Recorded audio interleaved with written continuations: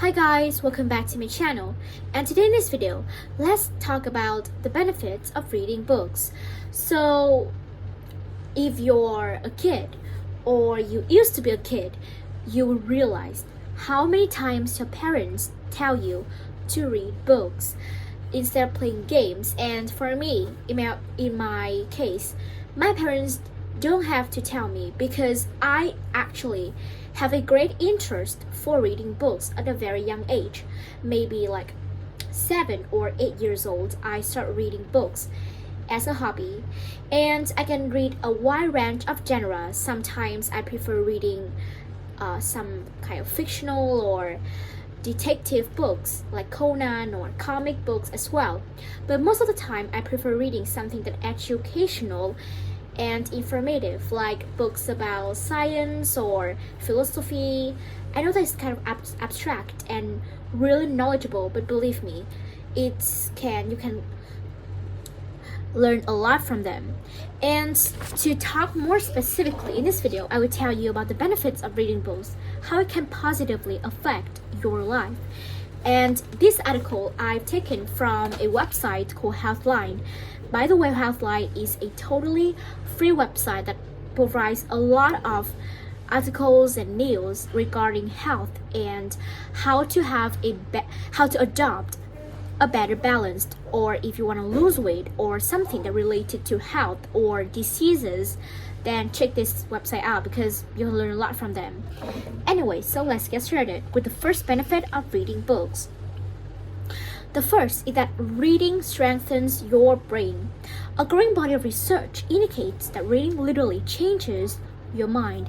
Using MRI scans, researchers have confirmed Trusted Source basically is a non-profit organization to discover more about reading books. That reading involves a complex network of circuits and signals in the brain. As your reading ability matures, those networks also get stronger and more sophisticated. In one study, in Trusted Source, conducted in 2013, researchers used functional MRI scans to measure the effect of reading a novel on the brain. Study participants read the novel Pompeii over a period of 9 days. As tension built in the story, more and more areas of the brain lit up with activity. Brain scans showed that throughout the reading period and for days afterward, brain connectivity increased, especially in the somatosensory cortex, the part of the brain that responds to physical sensations like movement and pain. So that's the first benefit of reading books. I will sum up a little bit. It will strengthen your brain. So the more times you spend reading, the more chances that your brain will increase the connectivity between the neurons. So if you learn about our brain, you will know that we have trillions and trillions of neurons in our brain, and neurons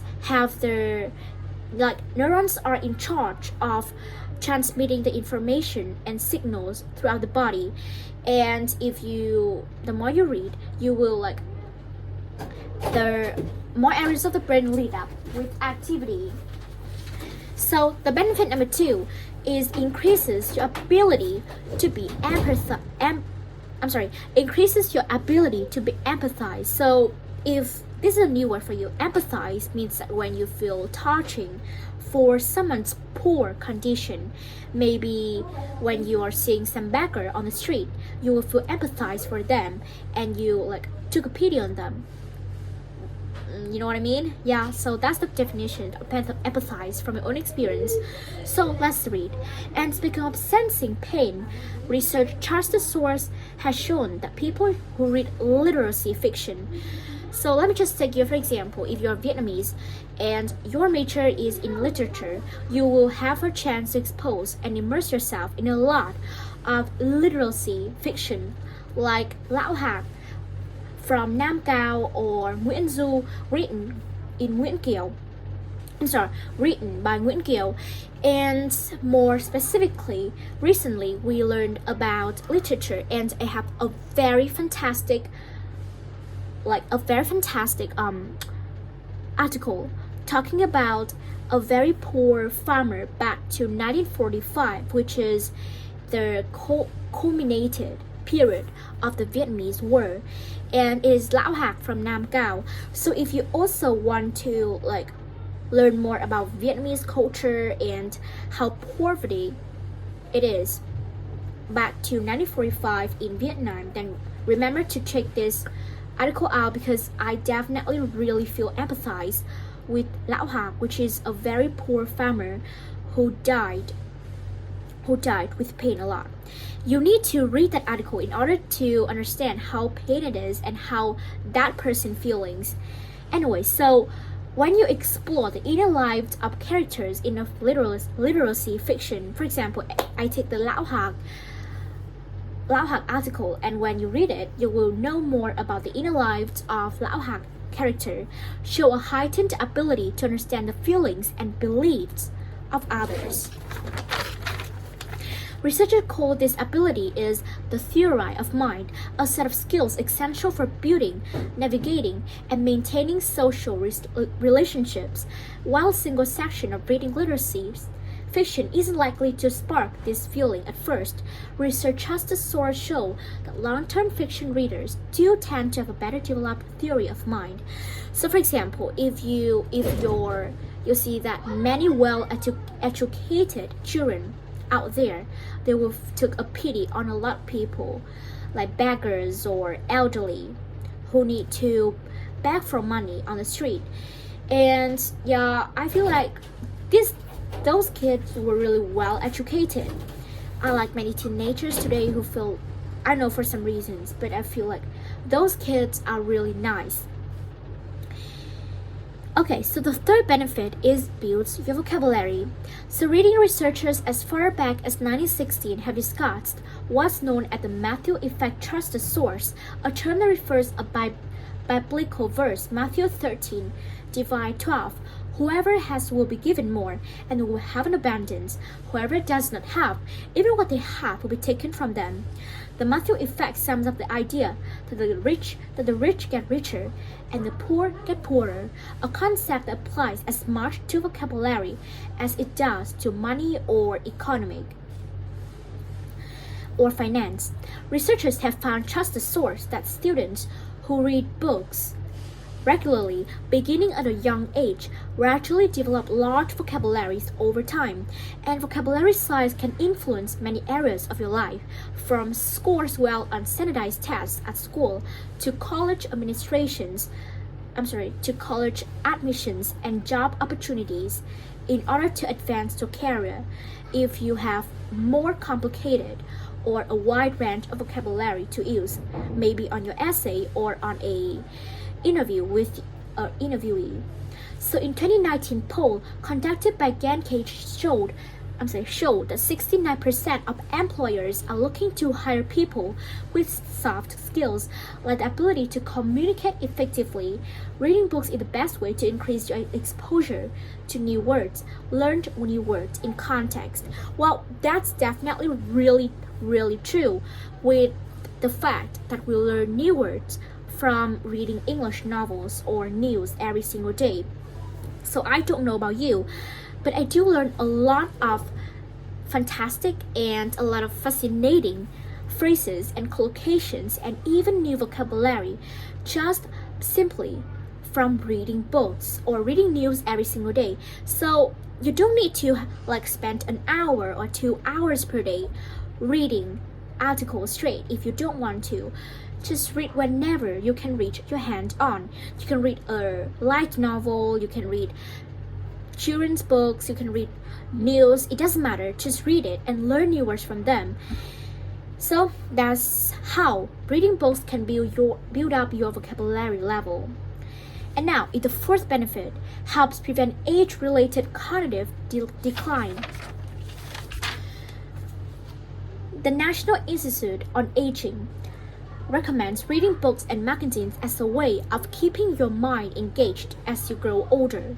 Although research hasn't proven conclusively that reading books prevent disease like Alzheimer's, studies show that seniors who read and solve math problems every day maintain and improve the cognitive functioning.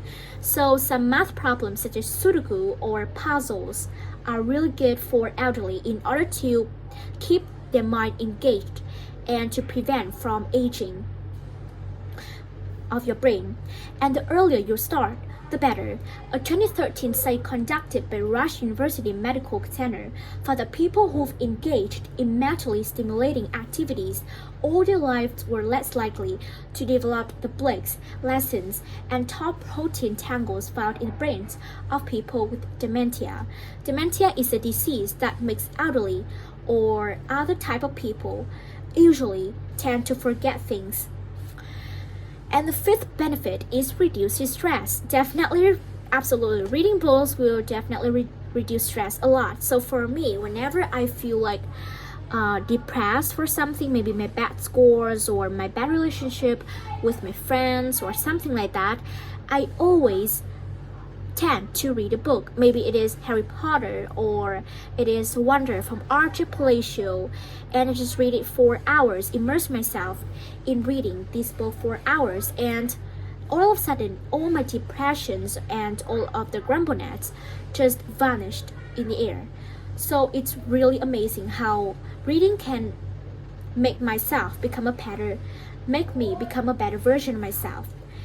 And okay, so let's come back to our main point of this video. It is reducing stress. So in 2009, a group of researchers measured the effect of yoga, humor, and reading on the stress levels of students in demanding health science program in the United States. The study found that 30 minutes of reading lowered blood pressure, heart rate, and feelings of psychological distress just as effectively as yoga and humor did. The others concluded, since time constraints are the most frequently cited reasons for high stress level reported by health science students, 30 minutes of one of these techniques can be easily incorporated into their schedule without diverting a large amount of time from their studies. So you just need to spend 30 minutes instead of playing games, spend 30 minutes per day reading, and it will benefit you a lot in terms of both mental and physical health. And now either sixth benefit or something, maybe the sixth benefit is that it will prepare you for a good night's rest. So whenever I feel like I have insomnia, which is a disease that prevents me from getting sleep right away, I always not like just just stay awake on my bed the whole night. I would just turn on the light. I'd better turn on the light and then reach for the book and read it for 30 minutes and then come back to sleep. It will become much easier for me to hit the sack. So that's also the tip for you guys who struggle with sleeping, is that instead of staying awake the whole night and feel guilty, just turn on the light and then read books for 30 to an hour, and you will realize how it will help you to get to sleep. So prepare you for a good night's sleep. Doctors at the Mayo Clinic suggest reading as part of a regular sleep routine. For best results, you may want to choose a print book rather than reading on a screen. That's true, since the light emitted by your device could keep you awake and lead to other unwanted health outcomes. So it is called the blue light.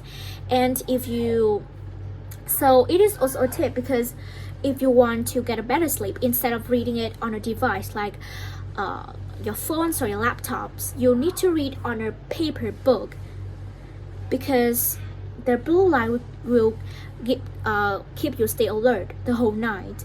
So doctors also recommend that you read somewhere other than your bedroom if you have trouble falling asleep. So I think that's it for today's video. Actually, we have like 2 more benefits, but now I have to go to school. So I'll see you tomorrow. Bye bye.